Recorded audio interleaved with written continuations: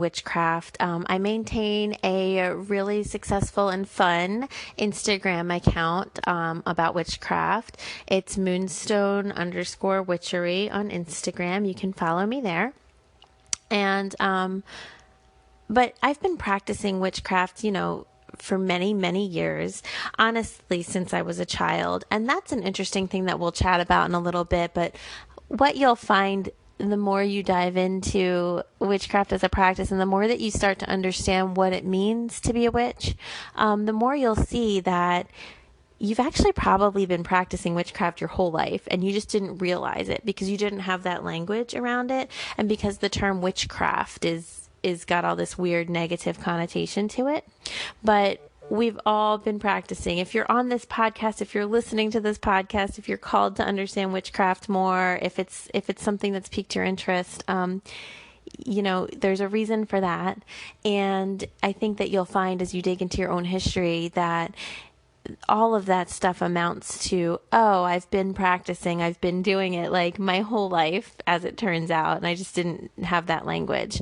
So I've been practicing witchcraft for my whole life, as I just said, but really with intentionality for, the past 7 or 8 years, maybe more than that.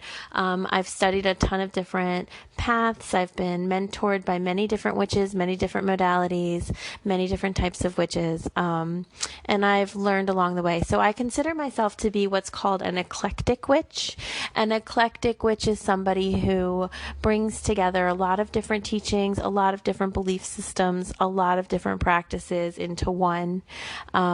She doesn't necessarily follow a specific pathway. She doesn't necessarily follow a specific hierarchy or a specific way of being a witch. She has pulled together the things that work for her and she has made it her own practice.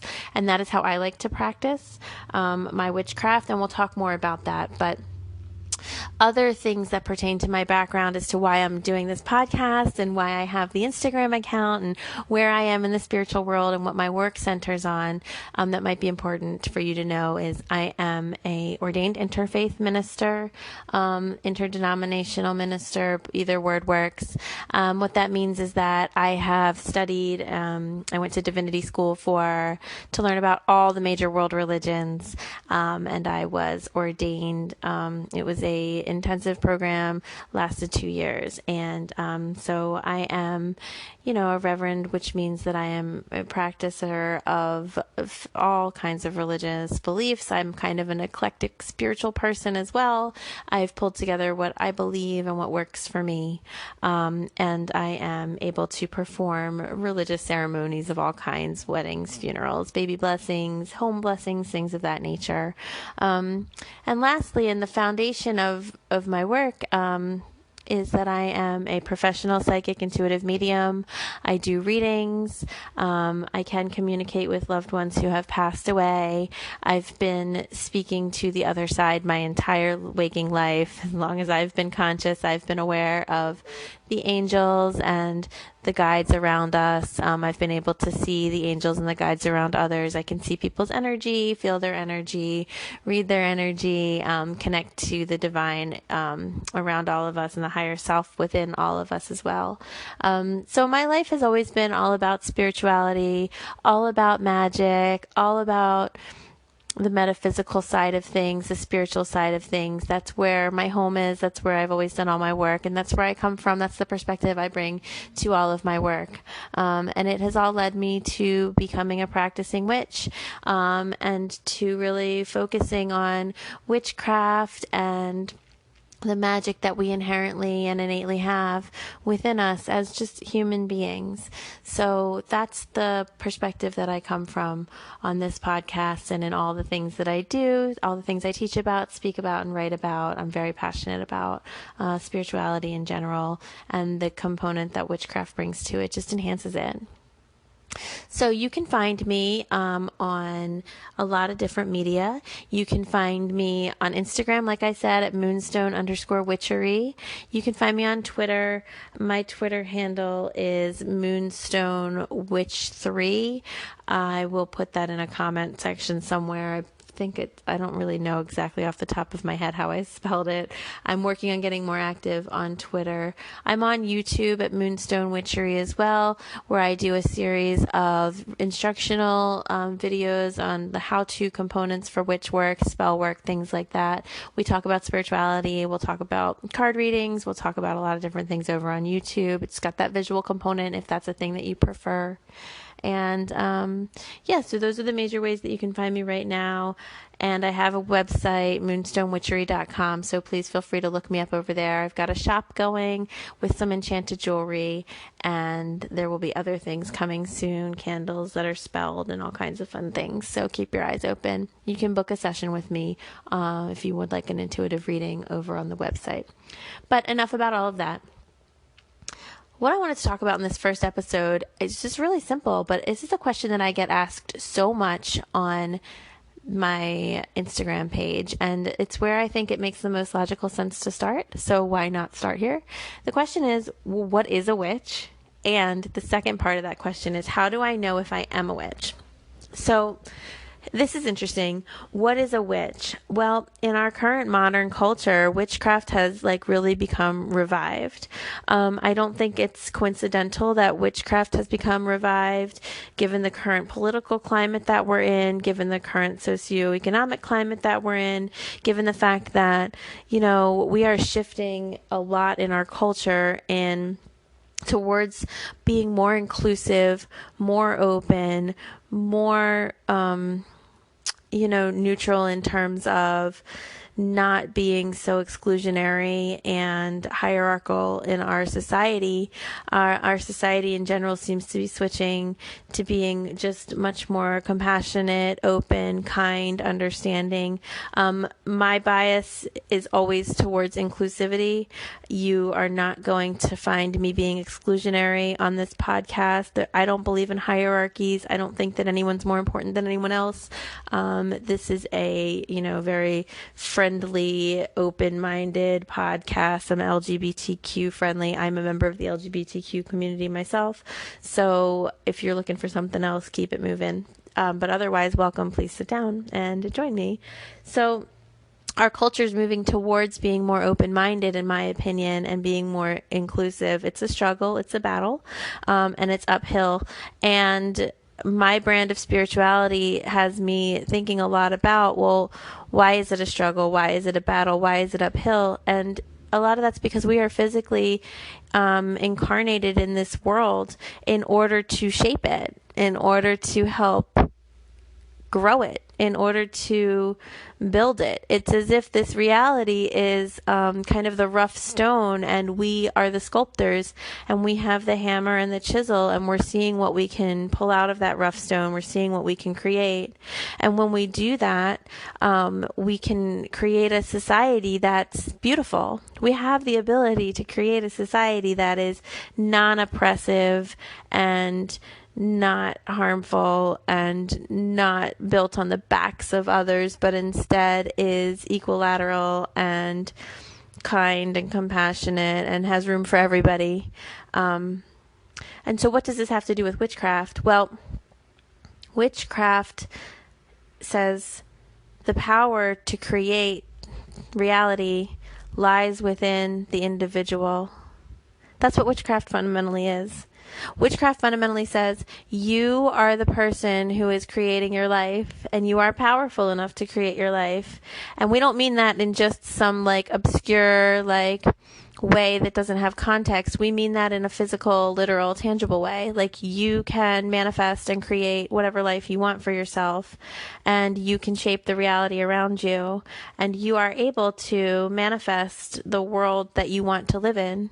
And witchcraft says you are that powerful person, and that power lies in your hands, and you are a channel for it. Major religion tells us that all the power to talk to spirit, or what some people call God, that all that power is up within the person standing at the front of a church or a temple of some kind, and that person, typically a man, is somehow more special, more important, more in touch, more connected to the divine than those of us in the congregation are. And that's what religion wants us to believe. Religion wants us to believe that the power is manifested in the person in the front of the church. And witchcraft says, oh, honey, nope, that's wrong. Witchcraft says all that power is right within your own hands. It's right within you. You have it. You can create it. You can be the one who's talking to your idea of God, whoever that is, or your idea of the gods, whoever they are, or your idea of spirit, or your higher self, or nature, or the energy of all things. See, witchcraft doesn't say there's one right way to do it and there's one person to talk to and there's one entity and you have to play by their rules. Witchcraft says, what do you believe and how do you want to channel your own energy to connect to the source of all that is around you? Being a witch simply acknowledges that there is an innate energy field that we are all in and that we are all interacting with. And being a witch acknowledges that energy field and says, okay, I'm going to acknowledge it. I'm going to be respectful of it. That's a really important part. And I'm going to interact with it. I'm going to intentionally and consciously and purposefully interact with the energy field around me at all times. And I'm going to ask of it that it works with me, and I'm going to in turn work with it. That's what being a witch is. Being a witch is acknowledging that all things have an innateness to them. Perhaps an innate consciousness, perhaps an innate energy, perhaps just their own innate individuality. And yet, despite this innateness, we are all still interconnected as one. It's both things. It's the paradox of being all one, all the same, and also the paradox of being like manifested differently as individual, unique beings and entities. Even the things that seem perhaps as if they are intangible or not alive in some capacity or without consciousness, like those things have an innate energy too. But especially the plants, the trees, the rocks, the crystals, the animals, the other people all around us. Witchcraft honors and sees the energy, the innate, unique energy within each of us, and it acknowledges it and respectfully works with it. And it invites that energy to work back with itself. So me as a witch, I am acknowledging all the energy around me, and I'm saying, hey, energy around me, like, can we shape reality to do this certain thing or to be this certain way? Will you work with me? And the energy responds in kind, yes or no, or perhaps, but I need this to happen, or perhaps, but I need that to happen, or no, the time is not good right now. And a witch knows how to read that energy and how to communicate with it. Now, a witch in modern society is an interesting thing because the word witch has been really laden with a lot of heaviness and a lot of harshness. There's a whole bunch of misunderstandings around the word witch. There's a lot of misconceptions about witchcraft, and we're going to talk about that in my third episode. But the fundamental truth is that witchcraft is simply a word for somebody who can interact with the energy around her at all times. And now you'll notice something on this podcast, and what you're going to notice is that I'm using the word she and her as my default pronoun. I won't say he or him. I would like to move more into they or them. But I am using she and her with intentionality and purpose, and it's because we live in a patriarchal society in which the default gender for everything is male or masculine, and I prefer to shift that to being neutral or female or feminine. I do not believe that witchcraft must belong only to people who are anatomically women. I find that offensive and wrong. I don't believe that witchcraft can only belong to people who identify as women. Witchcraft belongs to everybody. The word witch is a gender-neutral term. We don't need to say male witch. We don't need to say wizard. We don't need to say warlock. Everybody can claim and own the word witch. A witch is a powerful being. She knows who she is. She knows her power. She knows how to access the energy of the universe. And she does so with intentionality, with purpose, and in her empowerment and in her sovereignty. And anybody can be a witch. And I think it's very important to know that, to own it, and to live from that place. The word warlock has some historically negative connotations. The etymology of it, the background to that word is based in a person who has broken their bond or has broken their word to somebody else. And they are not a honorable or trustworthy individual. So when I get messages from people who identify as male asking me if they can call themselves a witch, I say, yes, we would love to have you call yourself a witch. Please do. But if you're uncomfortable with it, you may say male witch or wizard until you get more comfortable with it. But I'd encourage you not to use the word warlock just simply because of the meaning behind it. I'd like people to be as educated as they can about whatever terms they're using. So that's my stance on that. I would rather have a male identifying person choose a word that works for them than not practice at all. But if I was in an ideal world, I would allow for the word witch to be gender neutral. I mean, in a perfect world, in my opinion, all words are gender neutral, but we're not there yet. So how do I know if I'm a witch is a question that I get asked a lot. So now we've kind of talked about what is a witch. How do I know if I am one? Well, I'll tell you a secret. If you're on this podcast, if you're listening to this podcast, you're a witch. If you've Googled, how to perform a love spell, you're a witch. If you have taken an interest in tarot cards or spirit guides or chakras or wanting to know about spirituality or how to manifest your own reality or how to create the life that you want, if you've been interested in magic or meditation, aligning with your higher self, your past lives, those are all indications that you're a witch. Witches are people who are in this world, but very aware that they're not necessarily of this world. Witches are people who have this innate interest in what's going on, what's the bigger picture. When I was little, I would always marvel over the fact that, we were all here, but no one was talking about it. No one was, unable to sit down, without saying, what are we here for, though? How did we get here? Why are we alive? Why do we exist on this plane? What is this planet? What does it mean to be human? Why do we exist? I couldn't comprehend that people weren't talking about those things more. I didn't understand. How was everybody going about their lives without saying, but what are we even doing here?